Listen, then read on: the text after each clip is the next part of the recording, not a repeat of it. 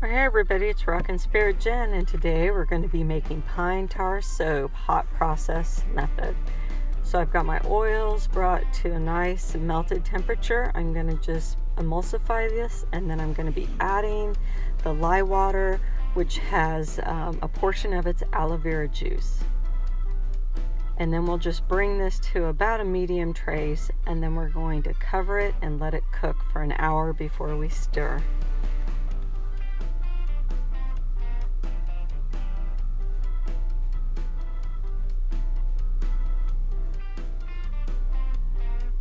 This is my do-over from yesterday's catastrophe of adding too much lye, and my soap seized up and became hard after the first hour. I had to throw that away, and so we're starting this again. Scrape down the sides, we'll cover it, and then we'll set the timer for an hour, and then I'll come back and give it a stir.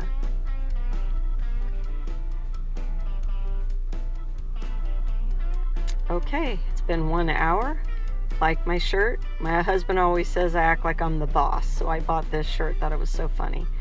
So I've covered that with plastic wrap just to keep the moisture in.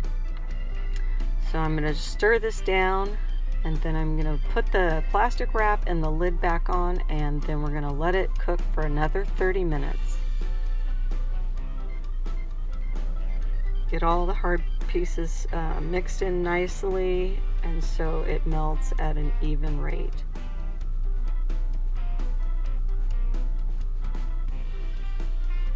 And then I'll be back in 30 minutes.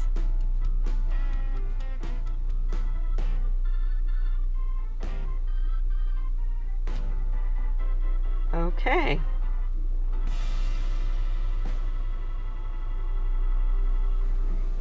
This has come together really nice. It's creamy. It's beautiful. It's acting and behaving the way that I would hope it would. I've actually made this for my daughter's boyfriend who has psoriasis very badly, and they've been asking me to create something that would help him. And I thought pine tar with some of the additives that I've put in here is going to be a wonderful remedy and method to help him feel better and look his best. So we'll set this for another 30 minutes, and then we'll start adding our super fats. Okay, it's been 30 minutes. And now we're going to begin super fatting. I've got some super fats of hemp oil, I've got extra virgin olive oil, a little bit of shea butter, and I've got a little bit of honey in here, and that's Manuka honey, which is going to be a great humectant. The hemp oil and the glycerine in here is going to be super good for the skin, as well as the shea butter.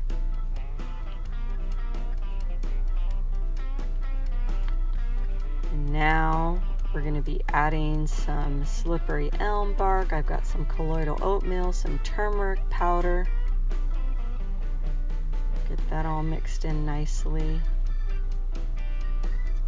And the turmeric will be good for any inflammation, and it's also good for the immune system as well, as psoriasis is rooted in autoimmune disease. It's really nice to have some turmeric in there to support the system and the skin. So here we're going to be adding the pine tar, and it's pretty pungent. We're going to get that mixed in nicely, and then I'm going to cover it and cook it for another 30 minutes. Then we'll turn the heat off, and we'll let this cool down and add the essential oils. I've always wanted to make pine tar soap, and to make it hot process even that much better, because this will be ready for him in a couple of days, and he'll be able to start getting relief right away. So we'll cover that, and I'll come back in 30 minutes. And then we'll begin the cool down. Okay, it's been 30 minutes. We're gonna just stir this down lightly. We're going to turn it off, and we're going to remove the crock out of the heating element. I'm going to crack the lid, and I'm going to let that cool to 160 degrees. Just going to put that lid offset. Pull that out. The towel is wet, so that's going to help it to cool down. I've decided to bring this out to the garage just because the vapors and the aroma was so strong for the kitchen.